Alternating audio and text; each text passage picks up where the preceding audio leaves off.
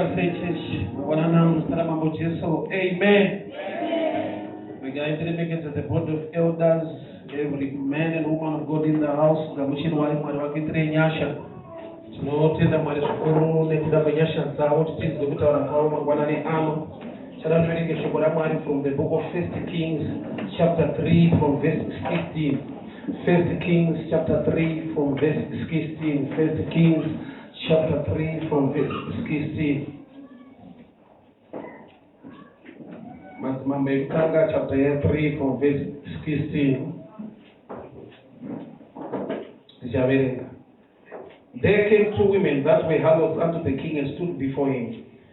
And the one woman said, O Lord, O my Lord, I and this woman dwell in one house, and I delivered of a child with her in the house. And it came to pass on the 30th day, after that I was delivered, and this woman was also delivered also, and we were together, and there was no stranger in the house, save the two of us. And this woman's child died in the night, because she overlaid it. And she arose at midnight and took my son from my side, while thy maid slept, and laid it in a bosom, and laid the dead child in my bosom. When I arose in the morning to give my child a suck, behold, it was dead. But when I considered in the morning, behold, it was not my son, which I did bear. But when I looked at him in the morning, behold, it was not my son, whom I bore. Father, we thank you for your word. Speak to us this morning. Instruct us, correct us, and empower us. For the glory of your name, in Jesus' mighty name I pray. Amen.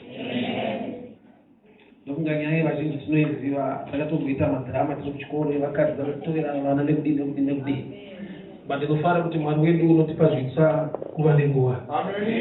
So akagara achigara vese, mumwe wacho haana kufara mumwe musi. Mazuva ese vaiwirirana, but pane time yekuti vese vane vana, vese vachipembera kuti tine zvipo zvedu zvatinazvo. Mumwe usiku ndokubva adarira mwana wake akafa, ndokubva afunga kunobira mumwe wake, ndokuita exchange. Kuba kwaakaita haana kusiya mumwe wake asina chinhu, but akamusiyira the dead child. Ari kuda kutora advantage, number one yekuti usiku, number two ndeyekuti tese tine vana vari almost the same age, saka anongofungidzira kuti ndewake. And imwe advantage arikuda kutora ndeyekuti chakaberekwa chinofa, saka uyo achangozorize nawo kuti afawo ndizvozvo ndoupenyu. So sometimes the devil unoda kushanda nemaadvantage matatu iwayo. Number one, darkness, ignorance. Kuti kana usingazive, it can mess you up nekuunza zvinhu zvisiri zvako, but zviri zvinhu. There are times zekuti haisi nyaya yekuti hauna chauinacho, but zvauinazvo zvakakufanira kuti hauna chauinacho. Pane nguva yekuti panoitika exchange yekuti chaicho chinofanira kunge chiri chako ndochausina, but une chauinacho. Zvakanaka kugutsikana muupenyu, but zvakanaka kudiscover kuti ndizvo here chaizvo zvinodiwa naMwari. Nekuda kwekuti takagutsikana nekuda kwekuti hasina kuita deep research kuziva the mind of God. Munoziva here kuti Mwari unoropafadza vanhu ari muEgypt, ndiye akavabudisa muEgypt. There was a time Mwari paakaita kuti vanhu vagare muGoshen, a better place, but vari mumusha muvanhu. Saka zvinoita kuti Mwari akupe kurodya pakanaka, but the original mind is to take you to your place. Amen. So there are times that the devil anokubira mind yekuva nepako pakanaka, ongoita kuti uve nepakanaka pasiri pako. Usatokuzoona mudada kuzoronja full house, ndendozvi wacho anete. Zvinenge zvakanaka, zvinenge zvinodadisa, but to tell the truth, it's nonsense. Why? Nokuti pasi pako musi uchadzingwa. Pane zvinogona kuitika, saka there are times yekuti unofanira kungoita hwasha kuti wasita kune life. Kuti aive nyange zvikanaka, but ndo zvangu here. So pane nguva yekuti mune blessing muri kuEgypt, but Egypt yacho haisi plani yaMwari. Plani yaMwari ipromised land. Saka pane nguva yekuti kumaEgyptians kune darkness, kwenyu kune light. KumaEgyptians kune nhunzi, kwenyu hakuna. Uku kune zvakawanda zviri kunetsa, matatya, kwenyu hakuna. But in miracle, so that one day God will take you out. So pane pekuti uri kusustainwa munzvimbo isiri yako, but you must know the original plan. Saka muchiona kuti vana vanonetsa kurumura kubva pamukaka, panotodiwa strategy more than kunegotiate naye, because ahanzwe. Haugoni kugara naye pasi kuti mwanangu beef inoti nake kudarika mukaka, mwanangu kapopo kakagochwa kanonaka kudarika mukaka, haazvinzwe. Bocha akajaira ichocho ndo zvakanaka kwaari. Saka panotoitwa strategy inotarisirwa kutomuomesera. Kakachema mamombo ignore. Zvichidarika kutoisa mhiripiri panyatso kuti kakabaiwa pamukaka rege. Kana kutoita kuendesa kuna gogo mombo kasiya kariko. Mastrategy nekuda kwekuti mwana uyu hasi machiwa kuandastenda kana akagarwa naye pasi aitaurwa naye pasi. So kune zvinhu zvakanaka but zvinoda kuti uve neimprovement. Mukaka breastfeeding haisi poison but pane nguva yekusiya. Amen. Hauna kushanda kuti munhu anwe mukaka but unoshanda akaramba uchimwa kusvika pa12 years, pa15 years. Yes. Hauchaita. Amen. So vakadzi vari tu vaiwirirana mumwani wake mwana. But later ndo pakabata mweya wokubirana. But vari vanhu vanogara vese. So sometimes they kuti vanhu vachinofunga kuti vanotifarira inyaya yekuti hatisati vakubudirira. Amen. Vanotifarira nokuti tinenge takaenzana. Vanotifarira nokuti tese hatina mota kana tese tiri kuroja saka tinowirirana. But ukanzwa tengaimba enemy yekutanga munhu wakasiya mukuroja wawaitamba naye. Amen. Kumwe kufarirwa inyaya yekuti hauna zvinovengesawo zvacho. Saka usati handivenge zvokuti uvengewo zvacho zvinenge saka hauvengeke. Kwete nokuti uri right but nokuti wakatoomerwawo zvacho. So musi waakafirwa nemwana wake haana kungogutsikana kuti wangu wafa zvina basa. Akanzwa kuti mumwe wangu anofanira kuita olosi. Saka munhu uyu haarare ndoimwe problem yake. Uyu ndobva amuka usiku kwakutora wake mwana kwakutocheta kune mumwe kwakutora wemumwe upenyu ndokubvaisa kurutero rwake. Zviri kuitika usiku. Saka ndine mukadzi pandamuka mangwanani chida kupa mwana wangu mukaka ndazonyatsotarisa ndikaona kuti asiriyo wandakabereka yekuti vanhu chakaberekwa chinofa ndinoiziva but ndakuda kumbovherifya kuti chafa chacho ndechangu here because pane nguva yekuti Jacob vanhu vakanyika bhachi naJoseph muropa rembudzi vakanomupa iye akati mwana wangu afa. Vanhu vakamubata maoko nhamo yembudzi nokuti haana dhimba risese kuti ropa nderani. So there are times that unokasika kuconclude usina deep insight concerning a matter. Amen. Amen. Somebody came to me the street when I first got to exam. Look, I think this. Dina matri Bible takanzwa shoko kuti munhu anofanira kudya cheziya. Saka dina matri unofanira kudya cheziya to wanope kushanda. That scripture waikota uri right but watangira pakati. Painzi munhu ari kudya cheziya aitotukwa. Zvakaita 4 under punishment munhu atadzira Mwari. Original plan yangu aikuda ziya aidya out of grace. Amen. Unozama concept kana kuti ukasava neoriginal information you can settle for less and also kusikana. Munhu asingazive original money akapiwa fake anoti thank you. Nokuti haana mafigures zvaanogona kutarisa mafeatures ekuti ndiwe. Izvi usatongobata mapounds ukapiwa fake pound unotofonera vanhu kuti taani mapounds kuti unotodada nezvefake nokuda kwekuti original yacho haizivikanwa. So kumwe kugutsikana ndakatoziskava kuti lack of correct information kwete kuti vanhu havane discipline. Zvisiri zvako zvisina kunzi naMwari ndezvako unofanirwa kupinda through the way that during in the morning that's a picture of light and Jesus is light. And light is a picture of revelation. Kurati kana ndakuna Kristu ndamuchiedza chishoko raMwari pane zvanofanirwa kuverifya kuti nhamo iriko but handinayo iri demonic ndoda kudeliverance.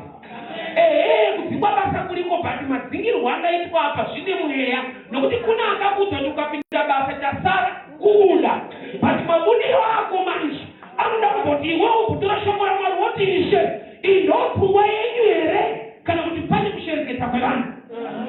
Vanhu vane tsika yekuti vakakubira vanokusira something. Amen. Saka rine tsika yekuti mumarriage hakutorere kumatora rudo kuti unoundeswa nemunhu wako kwete opa next door. Unopiwa BP nemunhu wako kwete opa next door.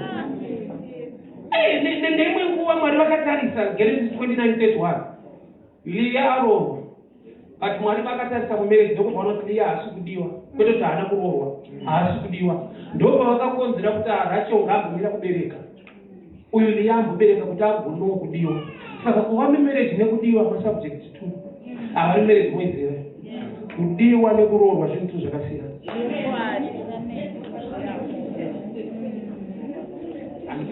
but chokwadi kudiwa chai unotoziva kuti kugarisana kudiwa kwakatopera. So Mwari akatarisa kumarriage vakaona kuti munhu yakaroorwa but asi kudiwa ndobva vaona zvekuita kuti vadzorere rudo. So pane imwe exchange inoitwa nemwe yechina kuti audzingwe pabasa but unoshandisa mari. Mari unobata but kwete yekuti uite musoro nokuti pane pati vanhu paona kuti munhu haana musoro imboverifya pamari kutambira isinawo musoro futi. Kune attack yekuti hausare usina something unoita something but it's really meant for your life. Timasenziwayo tichikuru kufema but mungati kufemereka unyakona kufemero hacho neka life kala it's not proper. Life inodimanda nazo zvakanyanya kudarika kuzwisisa. But the devil negotiate naye anodzingwa resist.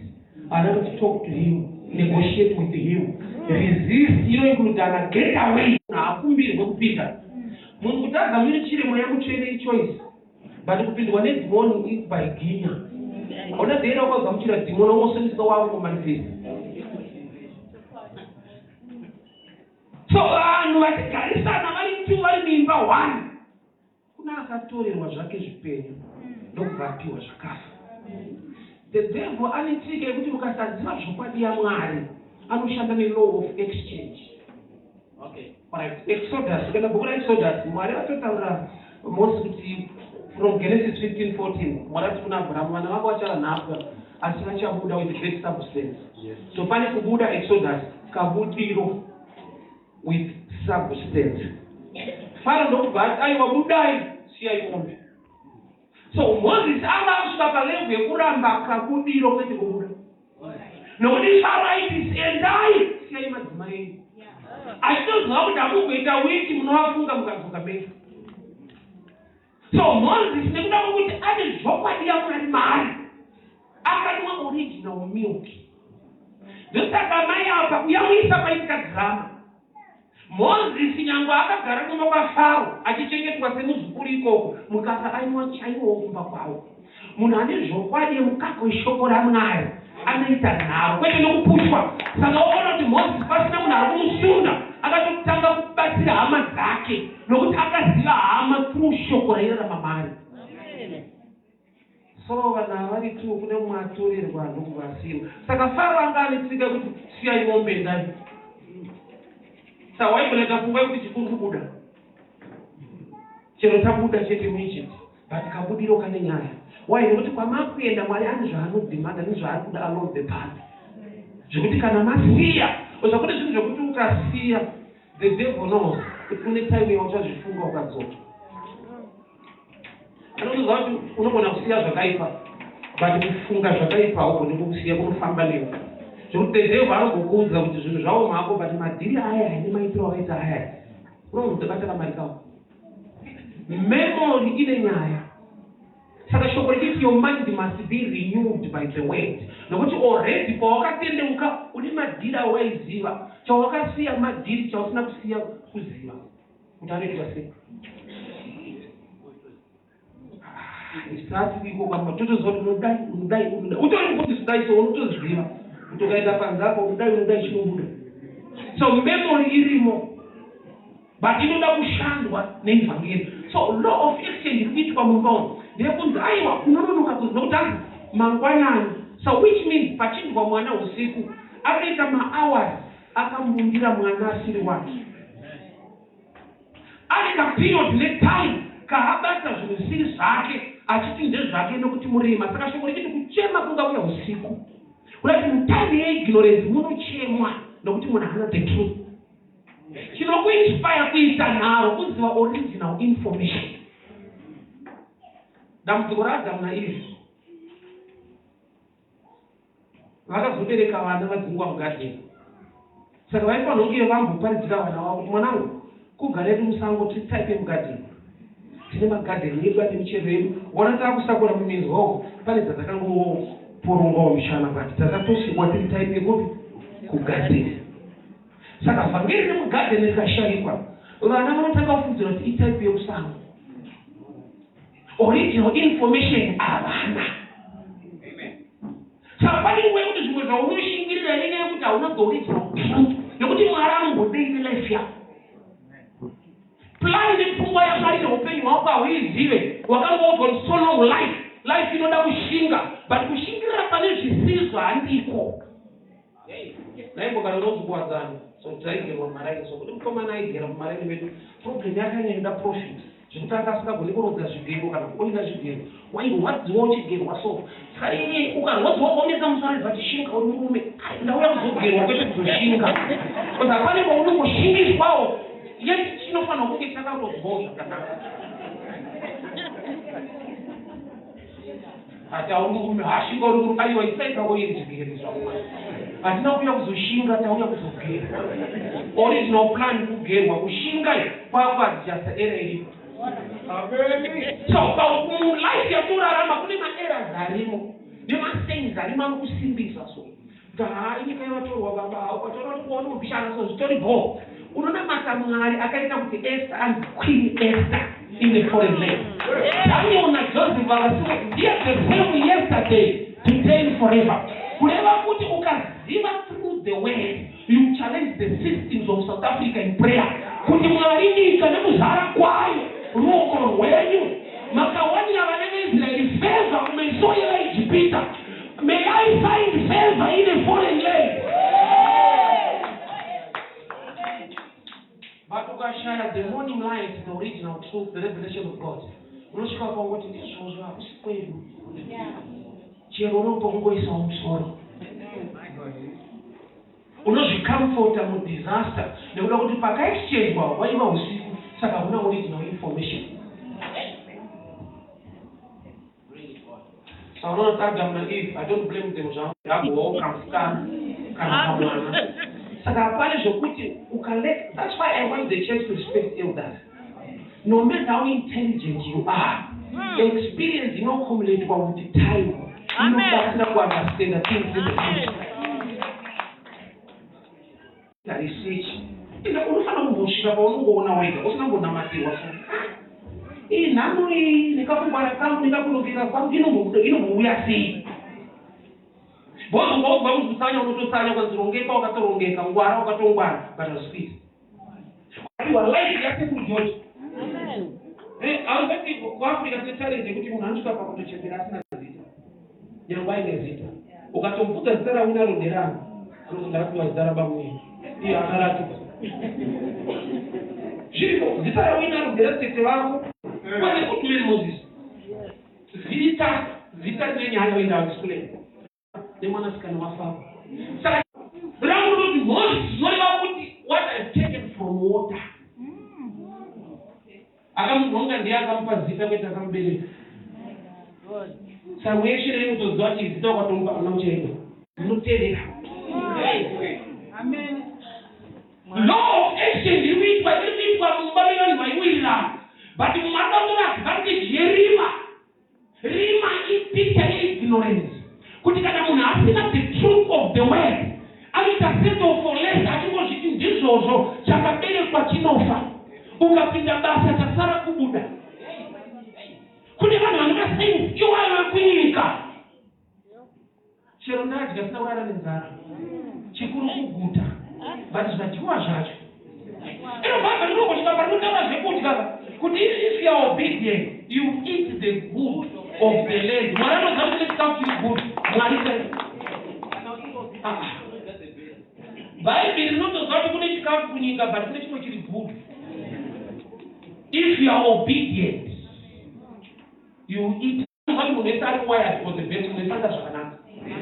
Ikungogutsikana nezvisiri zvedu ipressure yelife but chaizvo original munhu anoita zvakanaka. I witness this. I will give you this example.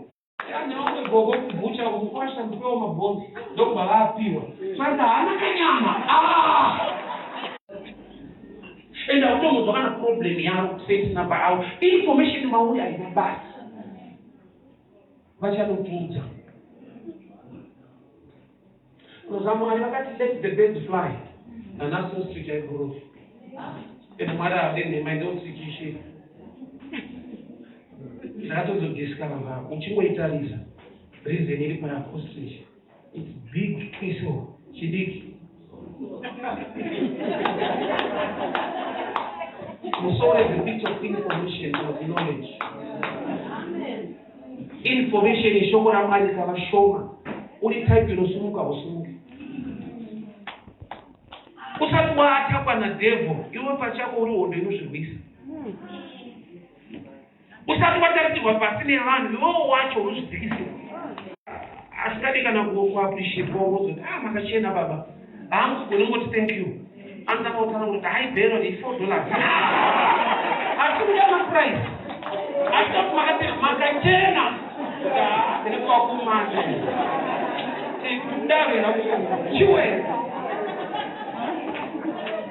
Mind you know that this for good desire Zakanaka, fight Zakanaka, who believe Zakanaka. Vanhu vasati pinda tena mwaraka mwatimira ipano tumara mskofu vambotoka nesimple way good life mumbo why was kana muri mu desert mune pfungwa dzeku desert you settle for less but mukaona magrapes akakura unozvotoa kuti mwaraida kugadzisa mind yavo kuti akutora magrapes mumbo adyira ku desert so that was pani panopa kuti zvakanaka inofanira kuzvitesta ukatesta zvakanaka unozonzwa difference. Ndakakura nevanhu vaindita mota imota chero wasvika ndakazopinda mune dzimwe ndikaona kuti tainyeperwa masvikiro mafambiro zvinosiyana but vakaipanyatsokuvataka nongoti kupfeka kudya kudya kudini endabati kuti after all zvese hazvipinde nyika nyama inoparara ichokwadi inoparara pana zina kuti iparadze nyama inoora kutoizora nevhiri wakadi kupinda mushoko kuti nyama inoora haina basa nzori maguta inoora kuenda kudenga izwa kune zvepano panyika zvokuti kana kuenda kudenga hondikazi vanhu vakamboenda kuna jesu saka mukadzi akafinwa narume akaroorwa neakarorwa nemazuva enhaka kuvajuda kana taya kudenga anoita wani jesu akataiwa kurorwe munhu noti ukasatora pano zvatovharana unosvika kudenga mwari angoti pasina kuroora here utsvagire vanhu vei zvatovharana saka kune nyaya dzekuti kana healing kudenga haiko kuporeswa kwevanhu shoko ramwari ripo panyika kutoenda murware munhu saka kune imwe blessing iri earthly sometimes wakaipa akaexchange akakutorera zvaunofanira kuandastenda panyika obva angokuzadza denga kuti uri kuenda kumusha kunozorora pana hapasi pedu hatina musha panyika vamwe vari kumusha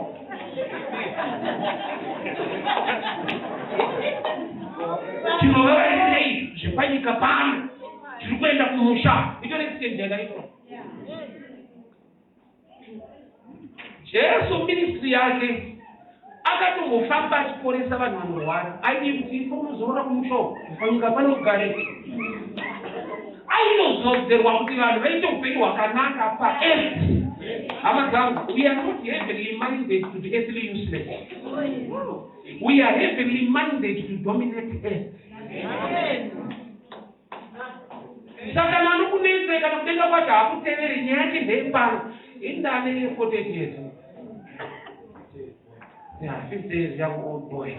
Asana muzwa dhimoni kuti apinde denga zvite takambata madhimoni ese anotaura zvepano arorwe haatate haadhiraivhe vhiza racho hariwani ina madhimoni achida zvepano ndepano anozva kuti ukafrustratwa pano kuzoenda ikoko kwacho mahwani. Why? Anointing inoshanda on earth. What anointing breaks yokes of bondage. Kudenga hakuna munhu anenge ari mubondage. Saka ukasatora advantage yechinhu chinonzi anointing. Une zvinhu zvaita zvina maturo ekanga anazvo aigara nezvisina maturo. Pfuma yese anga ina yakasvika pakuti zvese hazvina maturo. Zvisina maturo izvozvo zvine nyaya. Jesu paanoti munhu ararame nechingwa bedzi nechingwa bedzi haasi kuti chingwa hatina basa kuti there is a percentage of bread pakurarama. Shoko raMwari richibiwa kachingwa kachidyiwa. Haana kuti chingwa hatina basa munhu ndewemweya akati munhu ararame nechingwa bedzi kuti mukurarama equation yechingwa irimo ende chikatoshaika panofa munhu.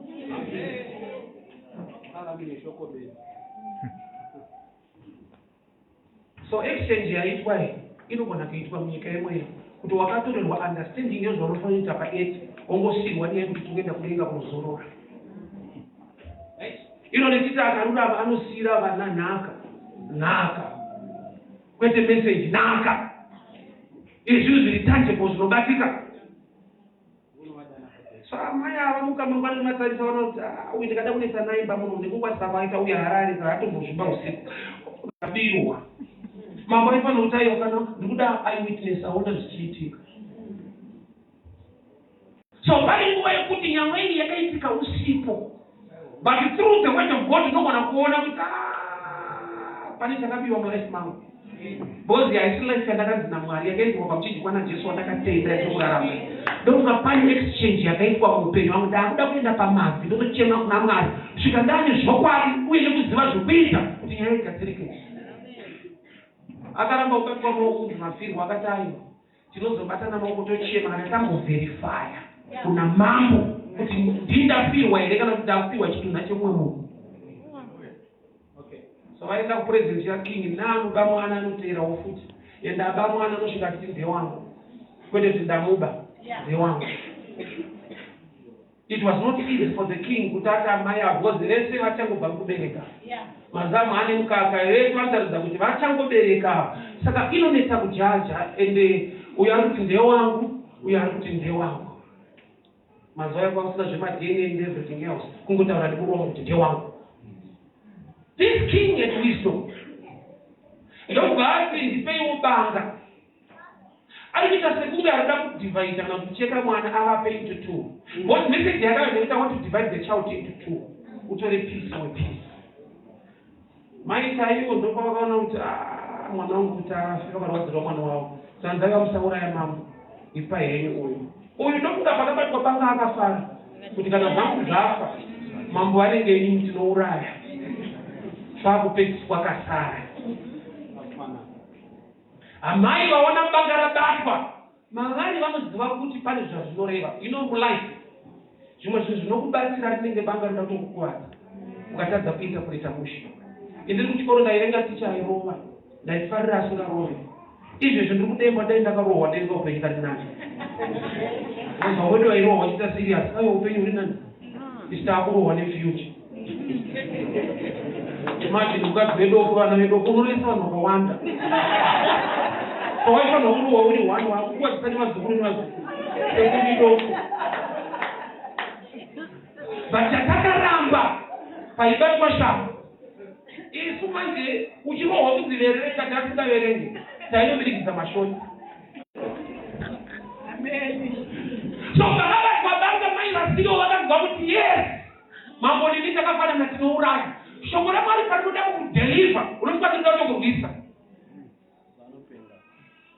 Unozwa kuti deliverance and breakthrough yaHana yakauya paakaudzwa mashoko anobohwa kuti ndiwe mukadzi wanyanya kudhakwa siya waini yako.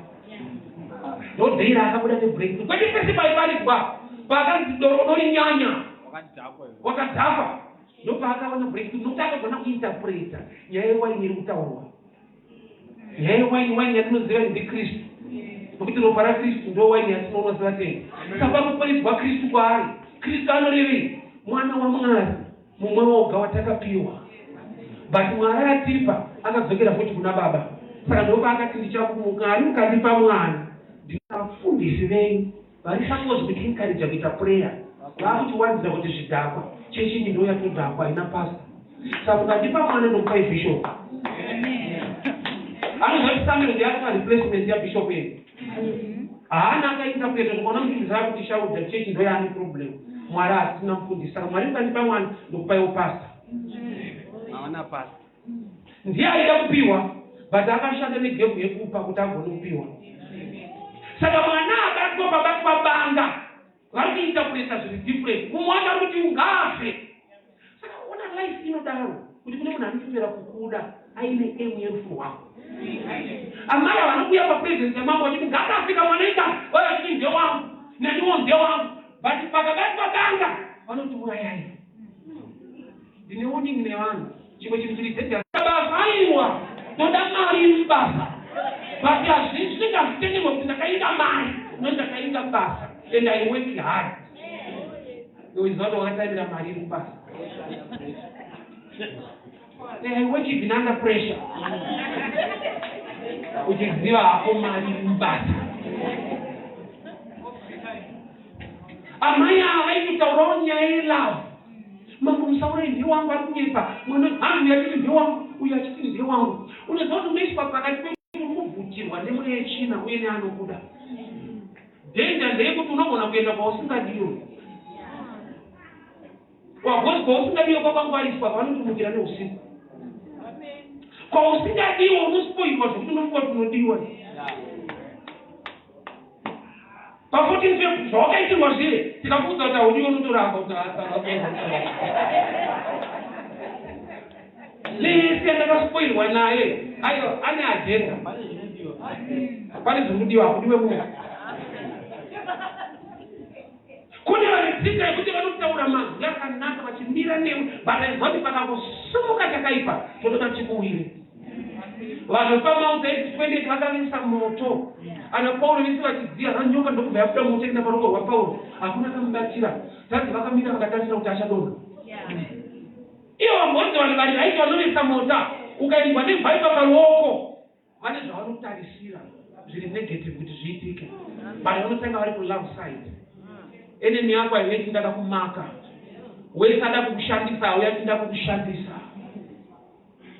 Even if I'm Jatara, you may kiss the bride. Israel, you may kiss the bride. Kiss our minds. Kiss our good wife. Law of exchange, if I mambo baki ndipe ibanga, abafika kuslice mwana, bada kuslice mwana wasio kuti vabvepa mwana. But chavari kushandisa manje Solomon had wisdom, and wisdom anodzidza kubva kune vamwe. Nyaya ndikuparidza hainatanga kuitika pana Solomon, yakatanga kuitika pana Genesis 22.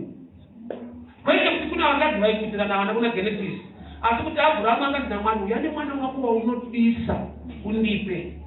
Munhu waunodisa kutozikanwa kuti unotomudawo bandiri kumuda saka kwakubvira. So Abrahamu auya nemwana agadzika paakarabata banga akati ndachiona kuti unondida akasimudza mesa akaona wayane mwana akadzokera kumba naAbhurama. Saka uyu paari kubata banga pamusoro pemwana arikuda kuti Mwari varevele the truth. Saka maita iwo vakahwina kwete nokuti ndewangu kana kuti ndipei, vakasvika palevel yekuti mupei, musauraya mupei. Ndopauli akagwa kuti vaguma kuresigna manje vakundipa vakugoda kuita navo mambo ndobva vagona kuinterpreta chirevo chekuti wese unonzwa arida kupa arikuda kubva muchiko, wese anopa mupe. Love ndo yakahwina, but love yakamanifesta mugiving. Nokuti chekutanga vese mwane love vaida mwana vese. Munhu wese muchechi anoda kubudirira, anoda zvakanaka, love tinayo, but inokumanifesta mulove kuti uchigamuchira giving. Chekuti unoda Mwari, munhu wese anotomuda Mwari, nokuti tinotoda tachinja upenyu atisimudzire. Love ana mai vari vanga vanayo pamberi pamambo vaiti ndiye wangu kuda mwana. But akazoita kuti Mwari ndine mwana kumba, it's love. Action towards what you love. Chita wakaenda vakati mambo musauraya mupei. Giving ndo yakahwina musi uyu, kwete kuda asi kupa. Amen. Kuda kwako ukasvika palevel yekupa, Amen, uri kubloka kusipa kweupenyu hwako. amen. The subject yekupa subject is very tough for us. To an extent yekuti ndofanira kutotichwa mabasics ekugona. Ukaona ni chakanaka kuti munhu amuitira. Vanotara kuti one practice makes perfect. Let's practice. Kupa kuzvipa kana kupawo vana vako kana kupawo vadzimai vako. Kune varomba kuti akapa mudzimai mari kusena achikuda kuenda kubasa, anosvika yakachengetwa. Mukadzi anozati neurongwa kuti munhu mari. Uye kusati kwa mari mama today, andozishandiswa today. Wanga udaro. Even if I don't know the working conditions, I'm not telling you. If you practice, if you practice of life, how can you outside and inside will be failure? amai akaita kuti vadzoke kumba nemwana yapfuura level yekuti ndinoda, yalevel yekuti kana uchida prove it. Ndokubva kuti musauraya mwana ipa henyu, ndokubva vadzoka nazvo. Vachakonzera patangira nyaya, I rose in the morning. Tine vanhu vachiri vakangorara igomba yega, haana corrected the right information concerning life. Anongoti chero zvazvaita philosophy nekutaura kwavanhu panyika ndokwaanoshanda nako. Nyika haisi yako inyika yavatorwa, saka anything changoitika akatomorika pepa zvitori bhoso, mamirari aita ukawana bvisa musoro zvitongori bhoso, pro life yako ukawana chero yawangofambawo nayo chero point A to point B ndizvozvo. Life ine pekutangira, but kufa uri pastage yekutangira iera. Hatitangire mumusoro, but kufika kuzasi kunofanira kubowa. Amen. Pane nguva yekuti unenge uriko kwende zvichikuitira zvakanaka, but there must come a time yaunonzwa kuti Mwari tatenderera nguva refu pamasasa kuenda kuKenani. Namwaita iyo vanhu pavakatenderera pagomo reHorebu, Mwari akarwadziwa nevanhu kwete vakagara, but vane movement isina profit. Kuti taurira vanhu kuti vanyengotenderera ava ngavachienda. Saka sometimes the devil haakumise, unofamba but uchienda kusiriko. Ndauya kuzopa vanhu hasha. The morning light, the revelation must come into your mind. Kana wakuita prayer ita uine naro. Isu kuchikoro kune vanhu vaibhula vaitendesa vakomana so. Vakala vakomana vakuru, but one day pakaitwa Parents Day, sekuru vangu ndokubva vauya. So ndaifamba nasekuru tichienda kuground. The same guy ndokubva vauya zvikati mukana wangu kuti yamukomo wangu zvaaita every day. Musi uwoyo handinge ndine mamuscles, but ndine munhu wandaifamba naye vandaiziva kuti ndisekuru vangu. Ndakapindura zvekuti kana iye akanetseka, ndakamuti vafana vako unovaziva, vakandifana hawo nzondaro. Ndokubva ndarisa munhu ari pamberi pangu ndoona takafamba ndokubva zoti okay, irong day, pane wai naye. Kana wana Mwari prayer life yako, the devil must know. Hey, you're not a beggar, but you are a king, not is the king of kings. What is some declarations and authority? Could have not the tail, but I'm the head.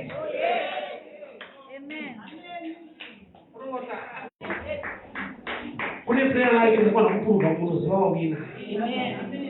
Anoza kuzoita madzimai akande pamberi. Diet inochinja ende kuema kwawe kuti unogona kutolerate.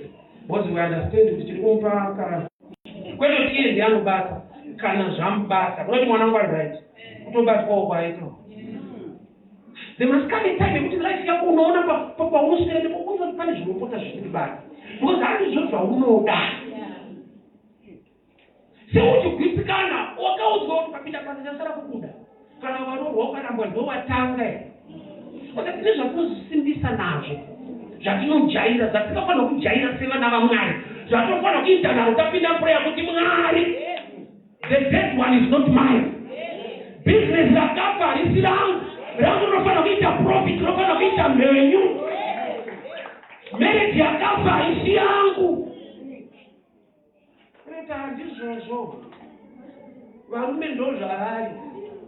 Wakati tine zvimwe zvatinokuita overruso taakuneta ndozvavari mwanangu. Gamba izvi nemweya wechinachi. Osa vanhu vakamachiwa vamirire kudonha nedhimoni kuti vazive kuti pane mweya uripo. Amai vakauya kuna Jesu vakati mwana wangu anonetswa nemweya wechina. Vanga vasina power yekumudheriva, but vanga vane maturity yekuziva kuti zvaari kuita zvimweya. Ukatarisa business rako, vana vako, relationship yako, pasina dhimoni rakumani wega unofana kuona kuti wamweyo. Mamwe dhimoni anotomanifesta mukutaura language. Unozwa kuti anozwa Job adzimai vake ndo vakamuudza kuti deditukai Mwari mufe. Hakuna mweya akaziva kuti havasi adzimai vari kutaura. Dzimwe marriage ukakura kusvika level iyoyo unotoona kuti mweya dzamunodetserana munofanira kunge muchitotunamatirana.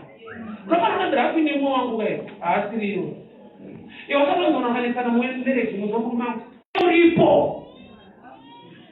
Usakuti munhu kuti aita chaito kana wakutaura naye mushamobvira aitero. Wewe unofanira kunge wasika pane mweya unopota uchimubata. Wewe kana uchitaura naye munhu kungosununguka sokunzwa dhirama rekuti mushamba kuti akomana. Nekunyarara kweso. Vakamupa kwanza akatenda family yake. He is the one greater than Solomon. Jesu atonge wani wosia wanachivikwa. Anoti nakafa wacho ngauye. Ane business yakafa ngauye. Ane uchato wakafa ngauye. He is the one greater than Solomon. So that now is realization. Life does not give you what you do. Zvinotibira zviriko. Hey. Hakuna chiro wazatosvika kudenga wozwa ndiwo unofanira kunge uchiita izvi nebusiness iyi nemahoraya neestate yapange iri yako. Pane kusherekepwa ukaitwa ukatorerwa ukaitwa roja iwozenzoti. But inyango wakarelasa unongosimbiswa nevanhu kuti ukangowana wopetisa musoro wararama ukangoona chekudya usikarere nzara zvitori right. Kana ungopfeka usodzotora kwairo kare aina zvinoita dzakanaka idzi ndedzani. Osaka mukavhangirika tina kutokusimbisana muzvinesiri zvosoka indati pane pekutangira kuti mwana kwakukura but akaramba achingoyama asikakure anoshifta from makorokoto to dambudziko. Toda tuite nhamo, todaita prayer yenhamo. God must reveal. Haurambi wakabirwa wongoridzasa wongosimbiswa kuti haisi nyika yedu tivatorwa muno wongosimbiswa. Ko vanozviita muforeign land kuti vangava nemari but vakawanirwa nyasha nemikana naJehovha. Ita nharo nelife. I want to stand and pray. Ndatisunge tinamata ita nharo nehwako upenyu. Unoziva chauri kunyanya umisha nechauri kuda. And state yauri inotokubohwa. Tamuda kuti Mwari kana kuna akaba muchato, akaba joy marriage, akaba business, akaba growth in ministry, akaba favor ya upenyu wangu. Ngaitongwe na Jehova mangwana ni ano. Ngaitongwe, let us begin to pray. Ngaitongwe na Jehova, ngaitongwe na Jehova ya upenyu wangu Mwari. Chakavutwa ndirimuya pamberi peuso wenyu. Andirambe ndine zvakafa kana makandipa zvipenyu. Andirambe ndiri wetsoka kana nyasha dzekutonga motikari dziripo. Andirambe ndiri wekupema. Mwari wenyasha mjeni wakatendeka. Wamasimba ose. I decree and I declare, may your favor manifest pabasa pake. May your favor manifest mumereti yake. May your favor manifest in the name of Jesus. Mwenye yawa kubiwa, mwenye yawa kutolewa, wakaipangarute. I pray for restoration. I pray for restoration. I pray for restoration. Be restored. Be restored. Zolewa, manishishi yako, utano wako, basa lako, nyumba yako, wanano yako. Restoration. Kadirambe niliwa kusema, mangwana nyashika. Mfaro unauya mangwanani. Ivijefu nilijieta changu. I decree and I declare. Yakatabosha. Metabaradiata. Ibasha heke. Malikata. Kantabaraso. Yeketebola. Meketalika. Miketa barange. Libashate. Chakala zintarako. Chakala zintarako. Zikuziglea. Mupasmo kiyoyo. Zinaisha jingwa. Uchaenda mausa mwagenda. Chakala opportunity yako. Chakati mwamumu. Mangana ni ano. Law of justice. Yakaimba baruchizikwa. Lebeya na Yeshule. Yeshule wakamanembei. Law of exchange. Yakaimba baruchizikwa. Lokudinyesha tamai. You present something good. You present something better. It's my time. That God must bring back what has been stolen. No money that was taken away. Your blessings are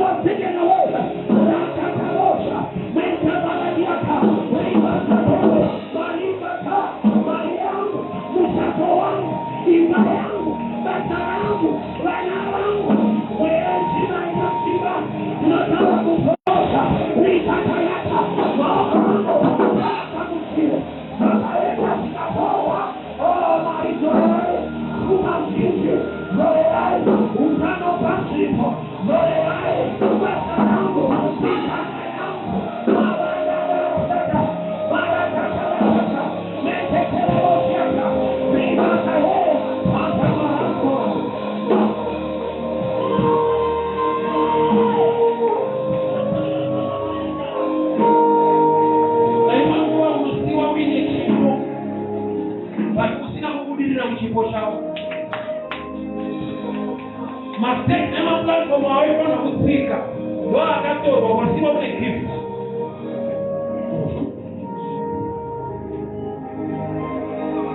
Vhiza rakaramba kutindwa, kune mweya muchadenga, kune machinda epeshi akaramba opportunity yako. Kwaita nokuti wanga usikane kwaunobva exchange ndeyemumba dzimba dzatinobva mune nyaya. Kune vanobata-bata nekushereketa mumhuri dzatinobva. Kune vasingade chakanaka kuvana vako, kubasa rako, kumhuri yako. Vemumba chaimo vakaba nekushereketwa. Vakuda kudhikleya nyasha dzaMwari. Iye ane simba, iye anotonga nekururama. Zvemhuri yekwangu kwandakaberekwa zvisingade chakanaka. Zvemhuri yekwangu kwandinobva zvakanditorera vhiza ndikashayamika nekuenda kunyika dziri kure. Baba ndiri kunamata, ndiri kudhikleya mupasipoti yake vapadzidwe maopportunities mikana chipo chavakamupa. Pano nhasi musevhisi ino kumhuri kwaakaberekwa kusikadiwe chakanaka, vanofuridzira mhepo isina kunaka, vakagaga mazita ake muhari, vakashereketa nekubata against life yake. Ndiri kudhikleya baba, ndiri kudhikleya iko zvino law of exchange yakaitwa nemweya yechina haidarike law of exchange yakaitwa paCalvary. Nekuda kweropa raJesu wakatenda, nekuda kweropa raJesu wakatenda, imba yako ngaitorerwe rudo, imba yako ngaitorerwe rudo. Spirit of barrenness chakatora vana vako chikamusiya nemamiscarriage, ndiri kudhikleya iko zvino mimba ngaibate, vana ngavabatike. Barrenness is over. Ndiri kuuya nelaw of exchange yepakuchichika. Haurambe usina mwana, haurambe uchisekwa. Chakatora vana, chakaputa vana vako. Ndiri kudhikleya iko zvino barrenness is over. I cancel that spirit, that law of exchange from America. I provoke the anointing from above to bring back what belongs to you. Zvakatyiwa nemwiza namupedza chose. Mwari dzorerai mikana, dzorerai maopportunities, vaitirei favor, nyasha ngadzidururwe. Zvavo hazvina kufa, zvavo zvipenyu. Ndinotaura upenyu pabasa rako, ndinotaura upenyu muvana vako, ndinotaura upenyu. Pane zvaunobata muzita raJesu Kristu Nazareth. Amen and amen. God bless you, church. Mwari wakitirei nyasha. Thank you so much.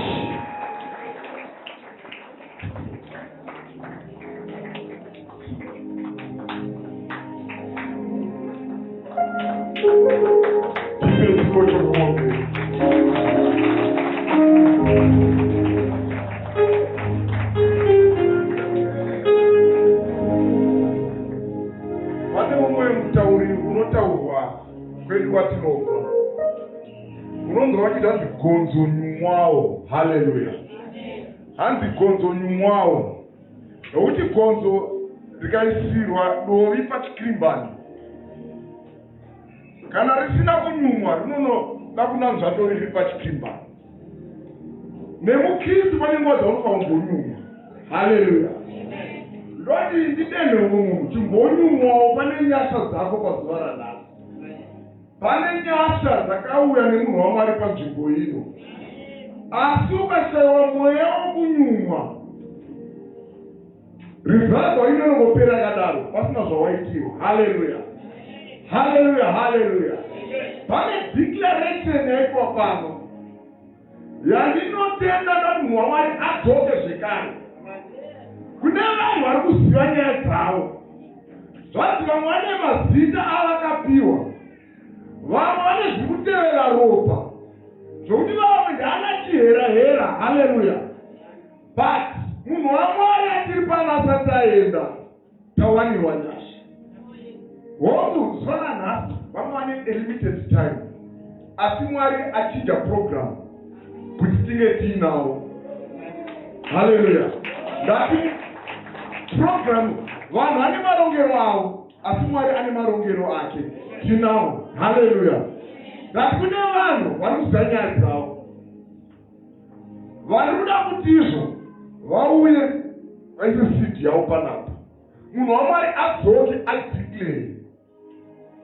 Haleluya. Vari kundinzwa? Haleluya. Ngati unoziva nyaya dzako, bata sidi yako panguva ino. Ngavababa vadzoke ngatiudzira nyaya dzako. Bata sidi yako panguva ino. Tosvika nechimwe chikamu. Dzimweni dzenguva ndatizvobva tine marongero asi Mwari kune marongero acho. Pane vari pakudzikirwa. Pane vari pakudzikirwa panguva ino. Zita raJesu, haleluya. Amen. Haleluya. Bata isidi yenyu muye kuno kumberi. Ngati muye muise sidi yenyu paaltar. Paaltar. Famba netsoka dzenyu. Mira yenyu, bata isidi yenyu. Bata isidi yenyu.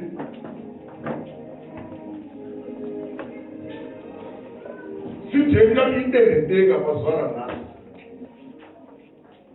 Sidi yenyu idendenga pazuva ranhasi. Kune vamwe vanogona ndakatisina kutakura mari yangu. Vari kwere vakadaro. Uya kuno kumberi. Unondibata unotifonera nhamba dzangu munadzo. Ndokudzeko kuisa mari. Munhu waMwari awane mari iyoyo. Famba netsoka dzenyu zvekare. Uya nesidi yako. Twati idendenga.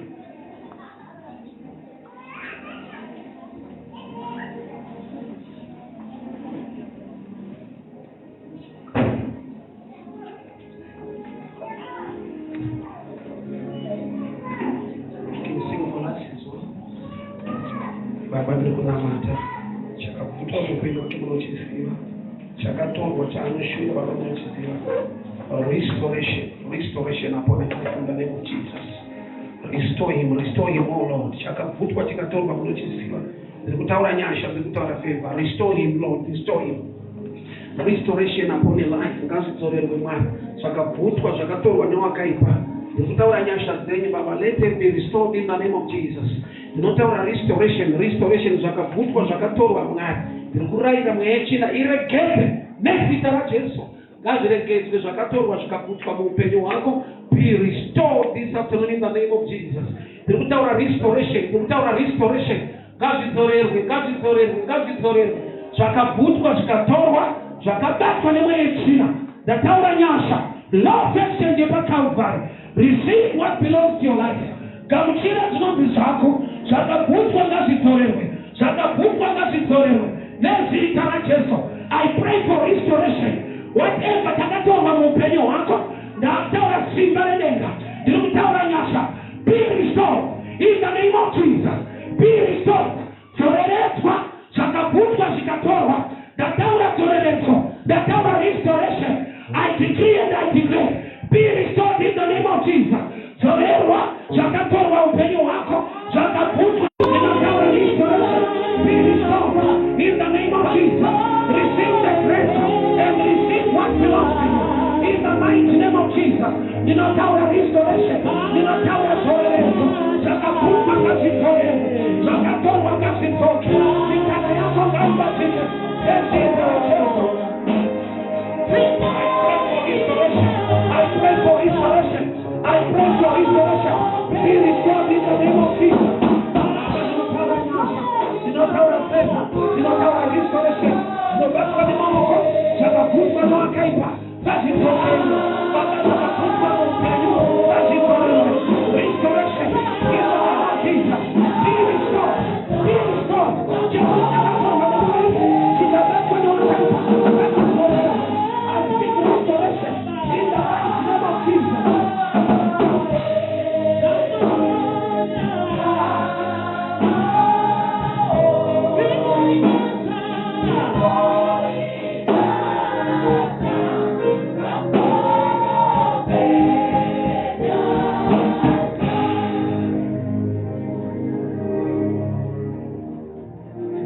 Regedzai tisvike patinobatanidza maoko edu.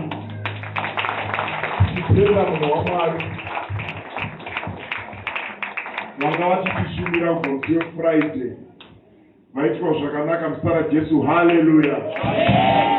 Tinoti Baba Mwari ngaakuwedzerei. Mwari ngaarambe achikupai revelation. Munomboziva dai shoko raitengwa dzimweni dzenguva tasinga afford kuritenga. Mari dzatinadzo tasingatenge shoko rakadai. Asi Mwari ngavatibetsere vatiite zvakanaka tizvinzwisise. Muzita raJesu, haleluya. Muzita raJesu, haleluya. Hatina zvinhu zvandakutaura rekezendedze baba vhisi kana vachinge vapedza vosiro vasekitari vosira vasekitari ngatiomberere maoko baba vachuka.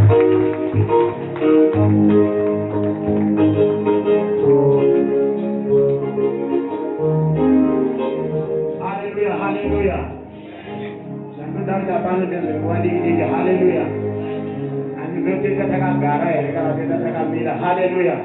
We just want to thank the men of God who devoted this time to come here to be with us. We want those who are happy to show their happiness and appreciation. Hallelujah. And to celebrate the men of God with us. Hallelujah. Hallelujah. Karopa pazwa nekuenemi panzvimbo ino. Hallelujah. Mwari ngavakudze mberi. Mwari ngavagonesei, Mwari ngavakuropafadzei. Haleluya. Inamato yedu Baba tinokutenda chose. Amen. Rega nditende zvakare wese ropafadzwa this revival. Haleluya. Vese vakwanisa kuve pano pa all night ingozvitenda ungozomererawo maoko pauri papo. Haleluya. Ngatiomberere host yeko yedu ichiuya. Vane mashoko avangataura.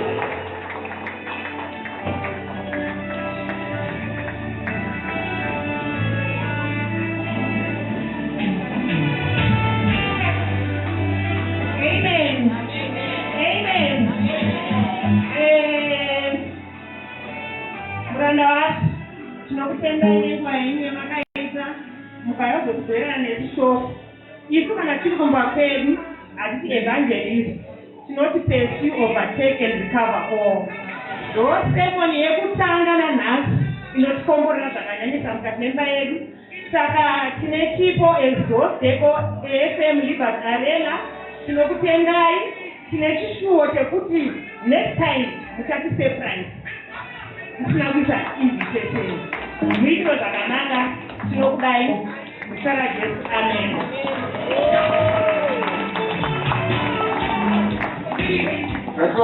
Ngativaomberere hodzeko musati maenda asi tinogona kubatsira vaenzi vedu vasumuke zverimweni navo. Ngatiomberere zvekare, ngativaomberere vachisumuka, ngativaomberere vachisumuka.